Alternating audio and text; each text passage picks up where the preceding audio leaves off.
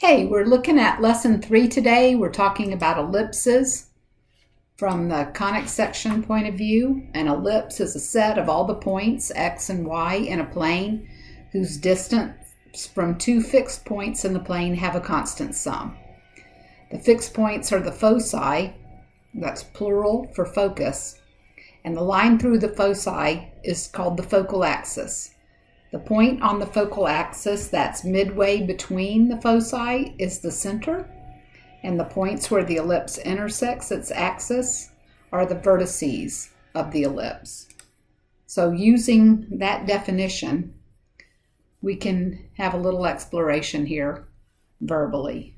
So if I look at the center and decide to draw a couple of lines through there,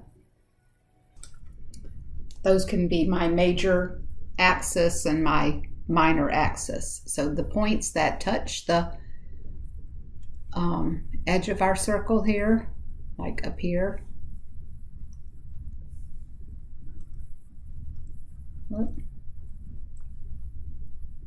that's a vertex, and this is a vertex.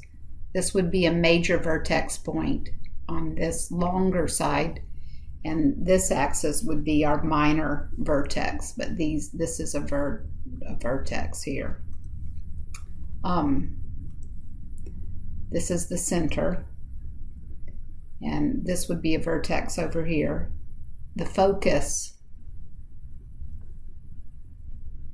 the focal points,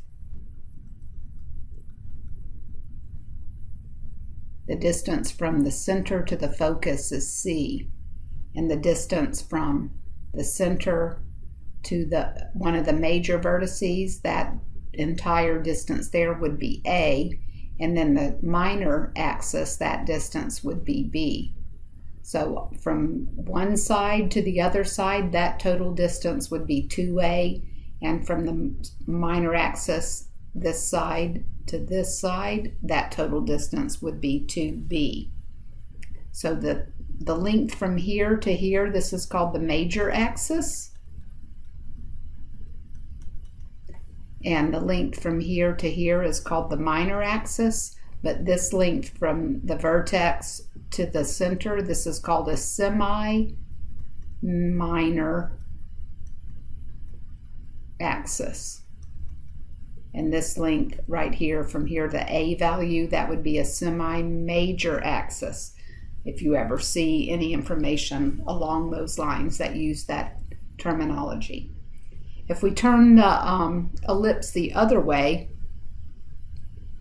a line segment with endpoints on an ellipse are also called chords. So if I had a line segment from that vertex up to this vertex, that would be a chord. Or any other, if I had a point from here across to here, that would be a chord. And again, this is a major vertex. Now we've switched, the ellipse is elongated vertically, so this would be the major axis, and the horizontal would be the minor axis. So from side to side, this would now be the minor axis, where on the other one, the minor axis was vertical and the major axis was horizontal. What else? So the minor axis now, this is the B value and this is the A value. And this A is called the distance from the center to the vertex. That length A would be called the semi-major axis. And the major axis length is 2A. From this vertex to the top vertex, that length is 2A. From this minor vertex to this minor vertex, that length 2B is called the minor axis. So I think we've kind of covered all of the points. In this case, erasing that chord there, if I had a focal point, let's say the focus was here, and this focus was here. So I've got focal points on the major axis. That's where they go. Over here, the focus was on a major axis. because the major axis ran all the way across. The length was 2a. So that kind of covers the verbal vocabulary.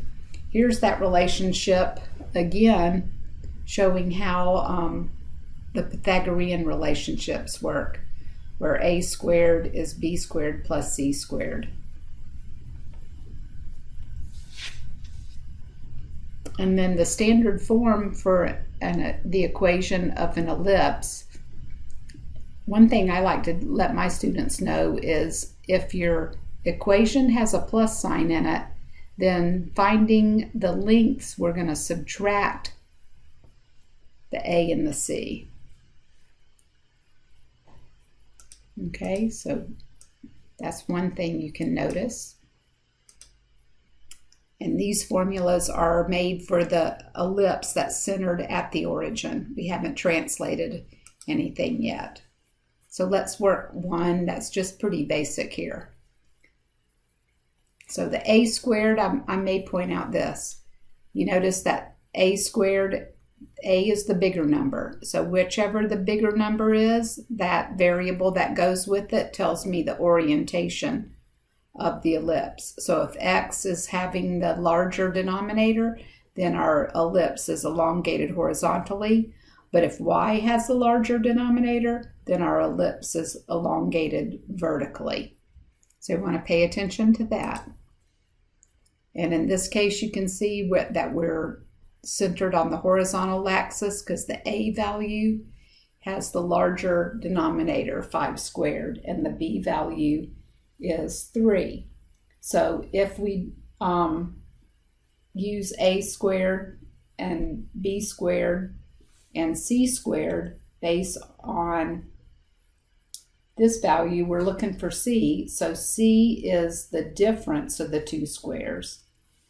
So c squared is 25 minus 9. That's our c squared. C is the square root of 16, so c is 4. And we already said we know that we are going on the x-axis for our major axis. So the center is at the origin, and our major vertices would be at -5 and +5. So -5, 0, and +5, 0. That's the a value. The minor vertices would be 3 up and 3 down, which would be 0, -3, and 0, +3. And we would draw that oval shape, elliptical shape. And then the foci would be 4 units away on the x-axis. So the first focus would be at -4, and the second one would be at +4.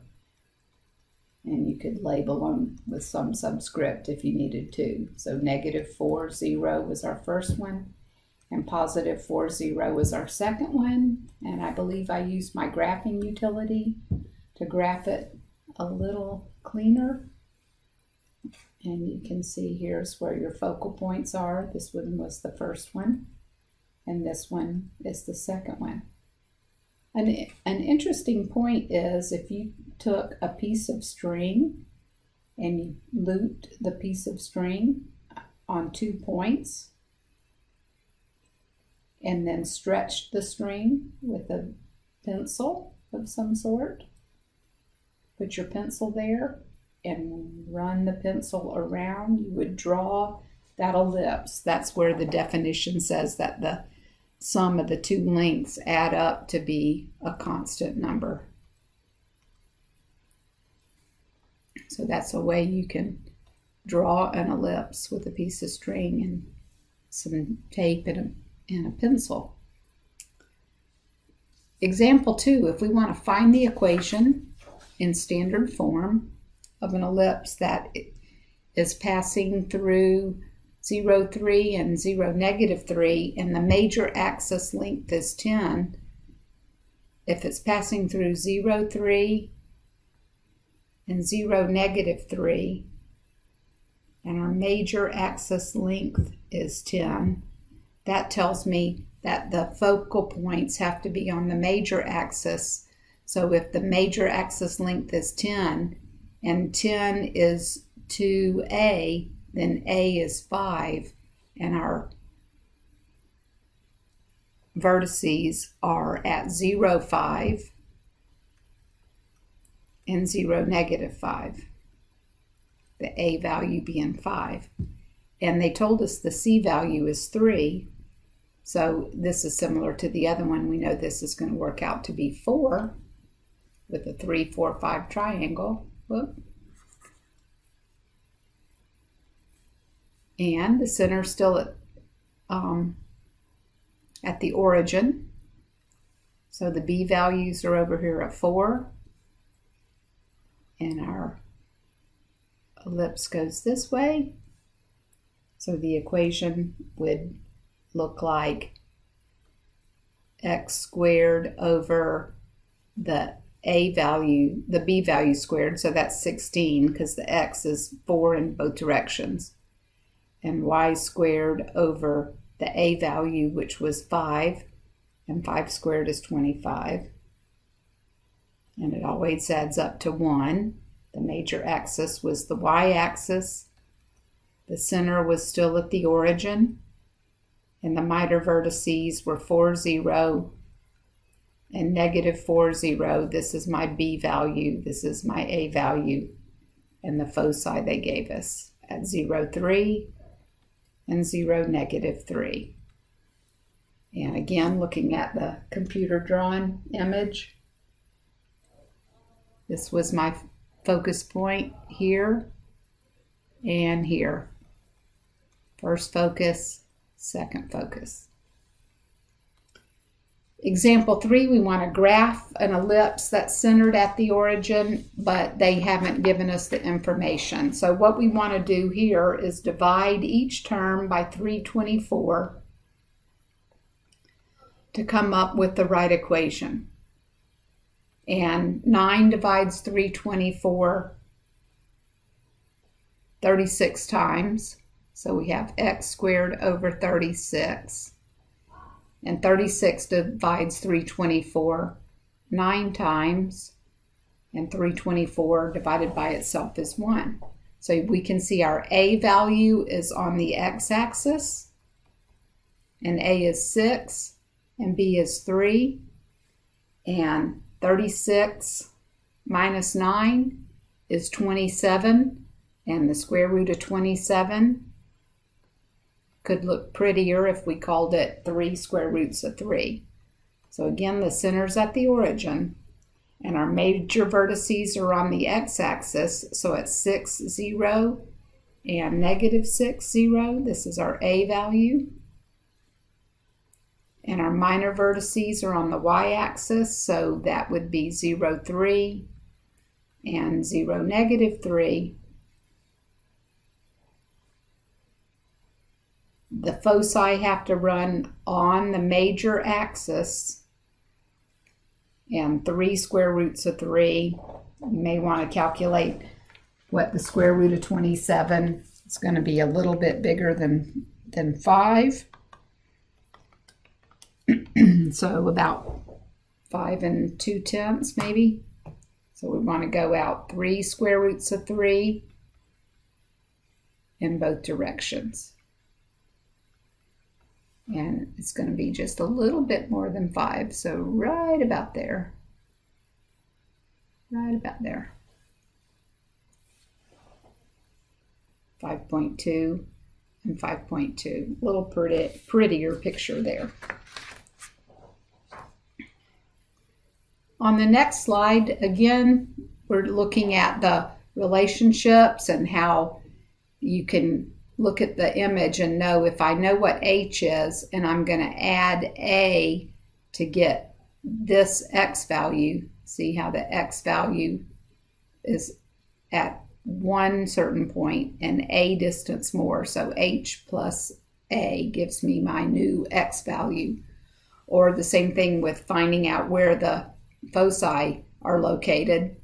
If you're centered on the vertical axis and this is your HK, we want to change the y here. So I would add whatever this y value is, I would add the c distance to get up there to that new y value, which shows me where my focal points are. And we'll take a look at those in a practical sense.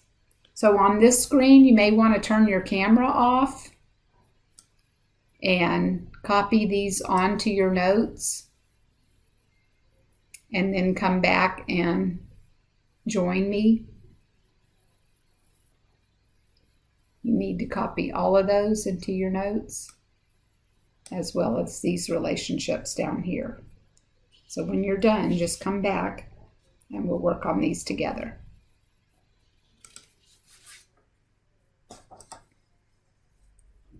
So example 3, we want the equation to look like standard form, so we need to divide everything by 36, which is going to give us x plus 3 squared divided by 4, and y plus 2 squared divided by 9 equals 1. So our a value is the larger number. That's situated under the y. So a is 3 and b is 2. And 9 minus 4 is the square root of 5. So 9 minus 4 is 5. 5 is our c squared. So square root of 5 is our c value. And we're centered on the y-axis with the center at -3, -2. So we've got a center -3, -2.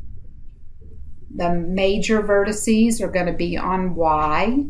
So here's what I'm talking about with the h and the k, and starting off with the hk value. If I want to know where my major vertex is, and I'm going 3 in the upward direction, so both the foci and the a values go vertical, and the b value in this case goes horizontal. So we're at 1, 2, 1, 2 for the y, for the x values, and then the y values are going to go up 3 from here. So 1, 2, 3, and 1, 2, 3. So we're centered just a little elongated over here.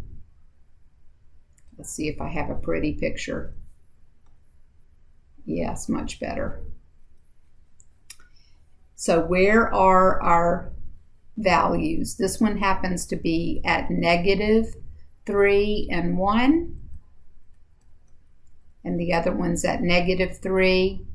And we're going to take, what, 2 more off, or 3 more off.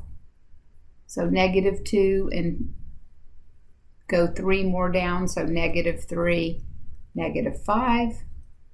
And then the minor vertices, we're starting at the k value, so -2.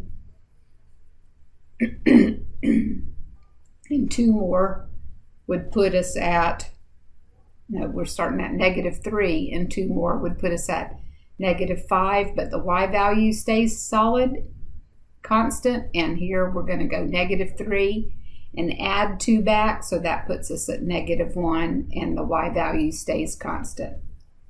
And then what changed for the focal points, if we're going square root of 5, that's a little more than 2. So they're going to be really close. But if you think about it, the thing that's changing is the y value in both cases. So the x is going to stay the same, which was -3. But you go down to -2.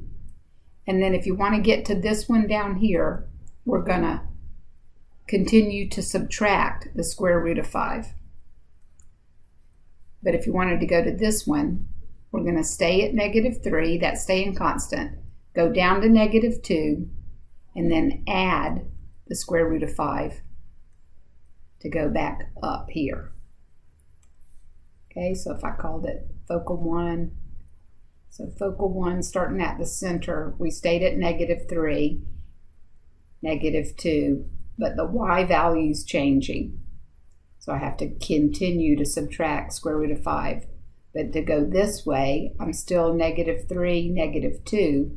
But to go back up there, I have to add square root of 5 to the y value. And that's how those formulas on our formula page. See, that's what I'm doing here. I'm adding to the y value, or I'm subtracting from the y value. And then our last example is about eccentricity. And eccentricity is often used in the sciences when we're talking about the orbit of planets and moons and stars and such. So eccentricity of an ellipse, the closer the eccentricity is to 1, the more circular the orbit is. So E equals C divided by A, and A is the semi-major axis, and B is the semi-minor axis, and C is the distance from the center to either one of the focal points. So we want to prove the graph of the equation is an ellipse. We want to find its vertex, find its foci, and the eccentricity. So this one looks like we're going to need to complete the square. And I would have to group the x terms together and then group the y terms together. Then we're going to take the 124 over to the right side and think about what it takes to complete the square in both cases.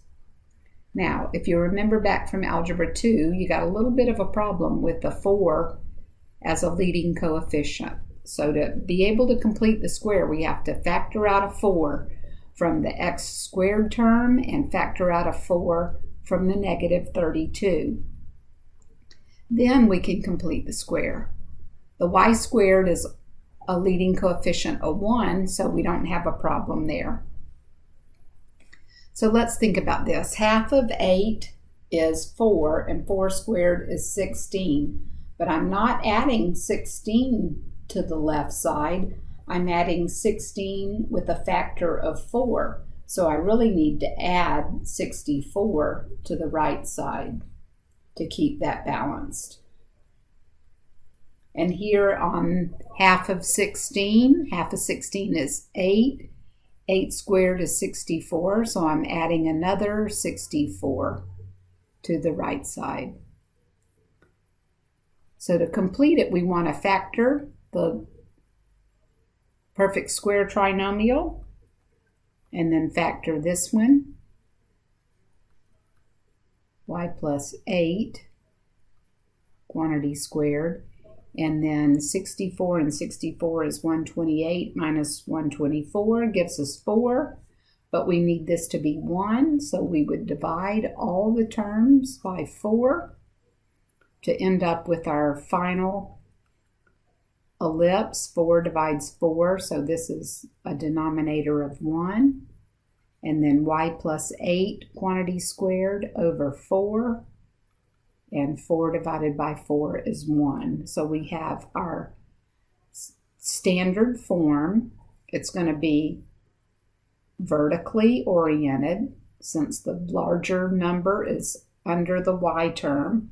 You can see 4, -8 is our center.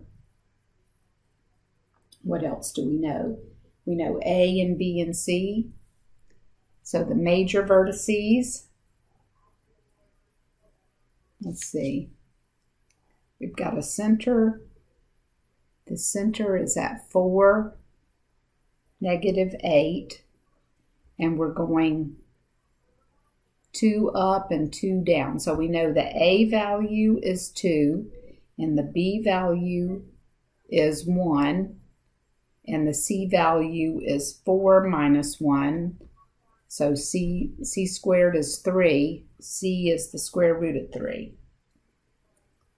So if our major vertices stay, the x stays the same, but we have to add 2 to -8, that would give us -6, and then we have to subtract 2 from -8 would give us -10. The minor vertices, the 4 is going to change by 1, so we're going to take 4 and add 1 to that, keep the y value the same, and then 4 and subtract 1 from that, keep the y value the same. Now, where's the foci? The foci are on the major axis, so they're going to go up square root of 3 and down square root of 3. What's changing? The y value. So the 4 is going to remain the same. And -8, first we're going to add the square root of 3 to get this one up here. And next we would subtract square root of 3 from the y value to get this one down here. And then the eccentricity, we said that was c over a, and c is the square root of 3, and a is 2. So using my calculator, the square root of 3 divided by 2 is 0.866. So about 0.9. That's a little elliptical. And that's the end of our lesson. See you next time. We'll talk about hyperbolas.